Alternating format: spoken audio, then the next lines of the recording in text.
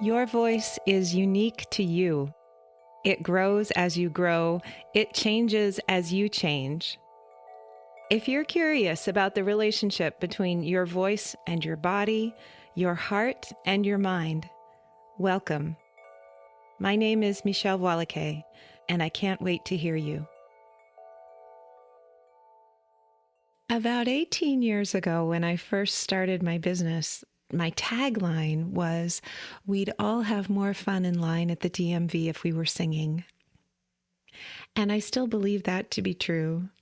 And I can't tell you how happy it made me when I went to renew my driver's license this summer to find the person who was taking my picture singing while they were working.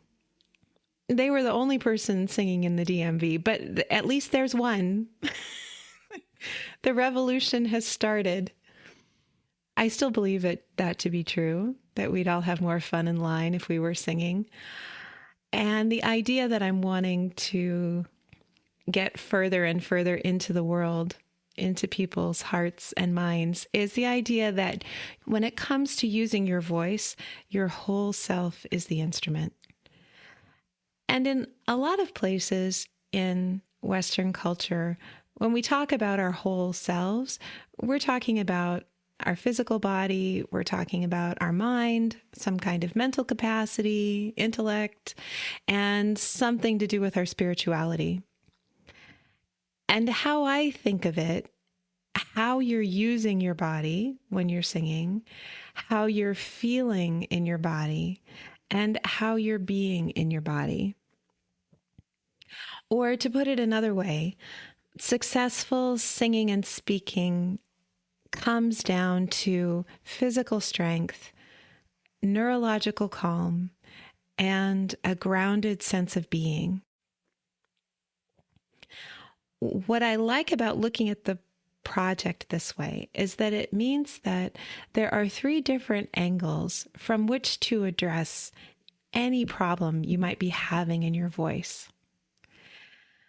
So let's take the problem of when you get nervous, your speech speeds up like a train rolling downhill, and you can't catch your breath or slow down to save your life, so that after not very long, you feel like you're going to die, or at the very least, like you've become a chipmunk. That's a complaint that I've heard from more than one person. And if we look at this from the physical point of view, we can help you become more aware of your breathing and teach you how to reliably breathe in a way that expands the center of your body and helps you not run out of breath so quickly. We might find that you have a way of standing or sitting that's contributing to the problem, that isn't allowing you to access all of the strength in your legs, all of the strength in your trunk. It might be the case that some actual muscles need to get stronger. Often, just becoming aware of how much strength you already have in your body and realigning your spine to make that easier to find, that's enough to get you going in the right direction. And if we look at this problem from the mental or the neurological calm point of view, we could get compassionately curious about what it means to you to be speaking in front of other people. What's the metaphorical tiger that your nervous system is convinced it's running from? And does this speeding up and sounding like a chipmunk thing happen every time you speak to a group, or does it only happen in certain situations? Do you worry about presenting for weeks ahead of time, or does panic set in when you're actually in the meeting and you know it's getting closer to the time when it's going to be your turn? Or do you stand up and start speaking and you're doing fine, and then all of a sudden something happens and you can't get a breath, and you're rolling downhill and you sound like a chipmunk? Another question we might ask is, can you remember the first time you felt this way? And a third line of attack, looking at this problem from the spiritual point of view, or your grounded sense of being, how present you're able to be to yourself in the room and to other people. We could start with helping you feel more connected to the very spot that you're speaking from, either from the floor beneath your feet or the chair underneath your seat. Can you feel rooted there? Can you feel more at home with the people you're with? Can you hold up your common humanity? Can you find some common tenderness or vulnerability between you all? And the answer to that may be not, right? You may be having this out of control chipmunky kind of speech pattern happen when you're in a really high stress situation. You're giving a presentation. These are not friends. These may be competitors. This may be a really high stakes business negotiation. And it doesn't feel like there's a friend to be found in the room. And even thinking about, well, we're all people, so we all have the same struggles. You can't go there. That's fine. I mean, that's real. That's real. So what if that's not possible? What if feeling more comfortable with the people isn't possible? Can you feel more comfortable with the room itself? Can you notice 5 things about the room? Say, the fire alarm, the exit sign, the color of the door handle. How many glasses are on the table? How many chairs are around the table? What color's the carpet? Is there a window or a piece of art? Can you find 5 things when you enter the room? And as you're giving your presentation, can you keep track of those 5 things? Can you speak to each of those 5 things, those 5 neutral things that don't have anything invested in what you're saying? And because they don't have anything invested, because they're inanimate, you can leverage them as friends. You can make them your friend and feel connected to them as part of the room. And in that way, increase your grounded sense of being. So that's a quick and dirty example of what I mean when I say your whole self is the instrument, and how I apply that to a particular student. And you might be thinking, Michèle, that's a whole lot of stuff. And you're right. It's way more than could possibly be taught in one 50-minute lesson. And for most students, not all of that is going to be necessary. I don't try to go in 3 windows at once. The path to a solution that a student and I find has as much to do with the student's own understanding and intuition about the problem as it does about what my theory might be about it.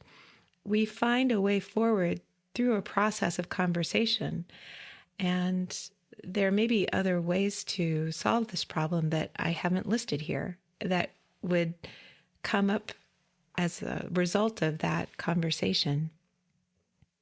I think the most important part about this is that if you're having a problem with your voice, it's not about whether or not you have any talent. As a teacher, I'm not listening to you with kind of a binary understanding of solvable or not. Vocal problems in general are solvable. We just have to find the path to do it. And thinking about the voice being the product of one's whole self just opens up so many options and gives us so many ways to proceed. It's a path that's full of hope and fun exploration, creative exploration. So that's a little peek inside my mind as a teacher. But there is probably a more useful way for me to talk about your whole self as an instrument for you as just a regular person, a regular singer or speaker who may be having a problem of some kind and you want a solution. You want a way to think about it. And that's to think of this framework as a series of instructions. So let me say again, in order to sing and speak effectively, we need physical strength, we need neurological calm, and we need a grounded sense of being. If you can indulge me for a moment while I order you around, what that means in the physical strength category, the instructions are to engage your core abdominal muscles. Broaden your back. Feel the space between your shoulder blades. And open courageously. Feel the width across your chest. Let your jaw hang loosely open. Raise your soft palate in the back of your mouth as for a yawn. And let your throat feel wide. So again, those physical instructions are to engage your core, broaden your back, and open courageously in an abundance of ways. And when it comes to neurological calm, notice what is. Practice curiosity and embrace play. And as for your grounded sense of being, connect to the earth, listen to the room, and speak to their hearts. Those 9 ideas would be things that I would put on a Post-it, one per Post-it, and have on your bathroom mirror or on your music stand or on your folder or on the piece of paper that that your notes are on. Whichever instruction feels most useful to you at the time, to help you find a better way of being with your body, your heart, and your voice when you're using it. Now, of course, if we work together, you're going to have a more specific application of these ideas in your own life, in your own situation, in your own circumstances. And even if we don't work together, I want to suggest that because you're a person and you've lived a little bit, you already have a frame of reference for each of these 9 things. You're already incorporating them in some aspect of your life, and it just probably hasn't occurred to you yet to apply them to your voice. So, really briefly, engage your core. A yoga class, anyone? Pilates, weight training, physical therapy, posture correction. We are so obsessed with 6-pack abs in this country. I know you've come across the idea of your core abdominal muscles. And do you use them in any other part of your life where they're working for you? That's a place to start when you're considering applying this to your voice. That's going to be true for all of these. So broaden your back. Maybe that phrase isn't something you've considered, but have you learned to swim? Have you tried the butterfly stroke? Have you cross-country skied? Have you done anything significant with your arms? Maybe even walking training to use your arms, or running, or I don't know, again, yoga. When you think about broadening your back, your body has done that before in another part of your life. Opening courageously. I think that probably speaks for itself. Noticing what is. Where has that worked for you? Just instead of immediately reacting to something, but just noticing what is.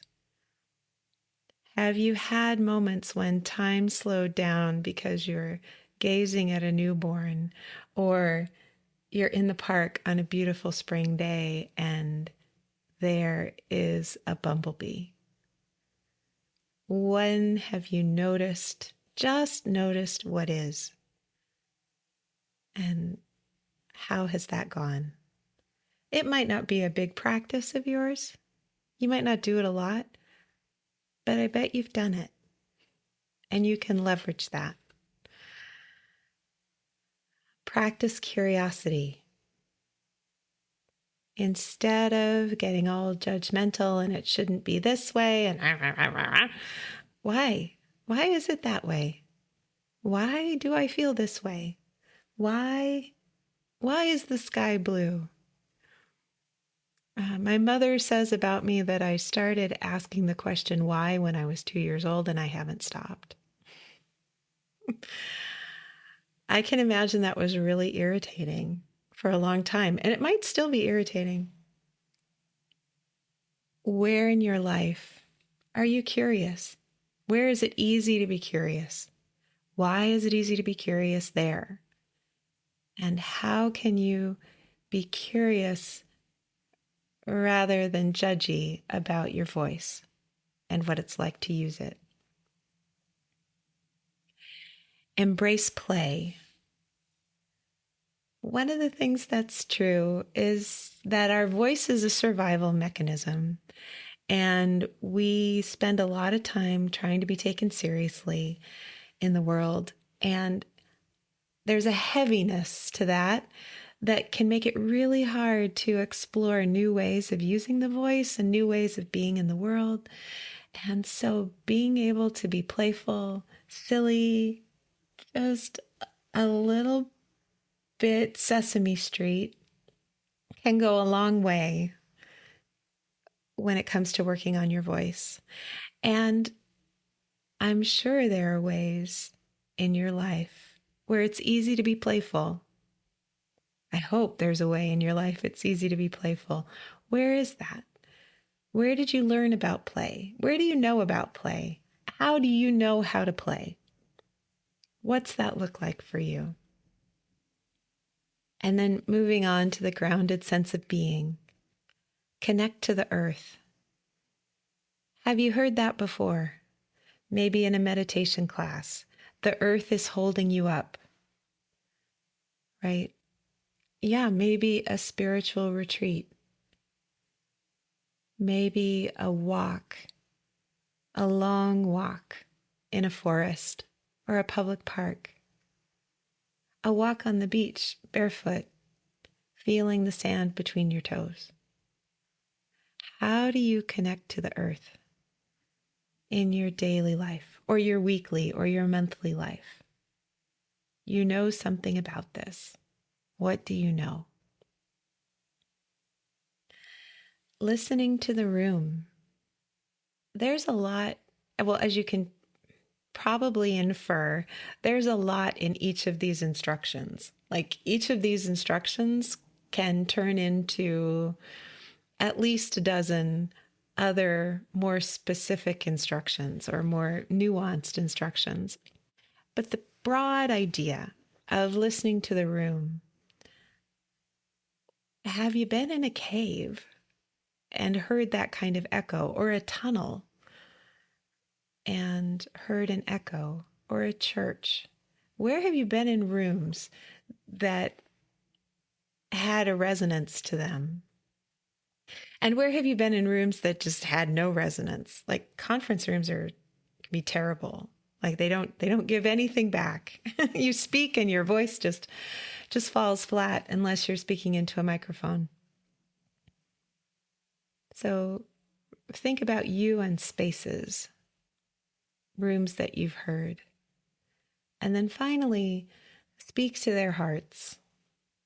What do you know about really communicating with other people? When have you felt touched by something somebody said or wrote to you, something you read? Maybe not even personally to you, but a novel or a poem or an op-ed that just really, it just hit you. Films that make you cry. When have you been really moved? And what does that feel like?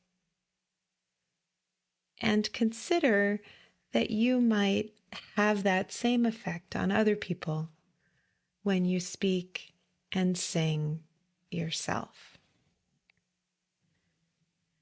There's one other dimension about this framework that I want to bring your attention to.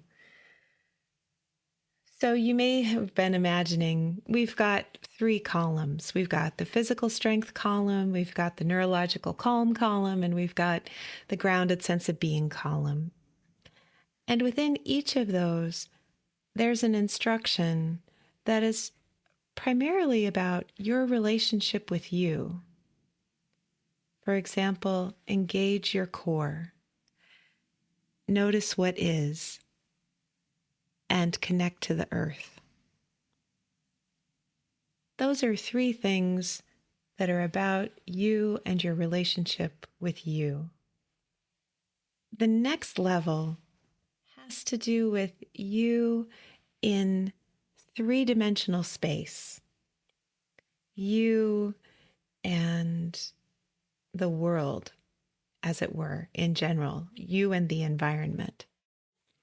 And that's broadening your back, practicing curiosity, and listening to the room. And there's a 3rd level, which is about you and your relationship to other people. Open courageously. Embrace play. And speak to their hearts. So these 3 levels give you 3 other kinds of windows through which to examine your challenge, your problem, your current project. Is the difficulty you're having, does it feel like it's about you and you? Does it feel like it's about you and your relationship to the world, your relationship to space, you on the earth? Or does it feel like it's about you and your relationships with other people? That might help you frame the project in a way that feels less overwhelming, less binary, less about I have talent or I don't. So I offer that to you. And I realize this just may be really teacher geeky. And if anything that I just said isn't helpful, please ignore it. Or actually, first, please tell me about it so that I can learn how to communicate this material more effectively, because I really can't wait to hear you. I really do want people to be out in the world singing and speaking what's true and real and good for them, because I think that's what's going to save us. I think that's what makes life worth living. I think that's incredibly valuable. So I hope this peek into my teacher mind was interesting, helpful, and I'd love to hear from you. Thanks so much for listening.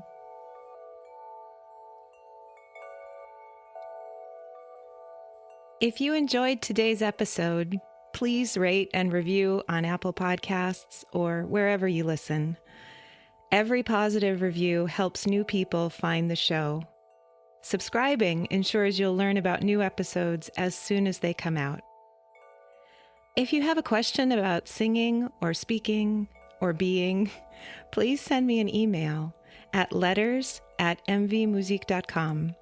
That's letters at M as in Mary, V as in Victor, MUSIK.com. Transcripts and show notes are available on my website. You can subscribe to my newsletter there too. Can't Wait to Hear You is produced in conjunction with Particulate Media. I'm your host, Michèle Voillequé. I can't wait to hear you.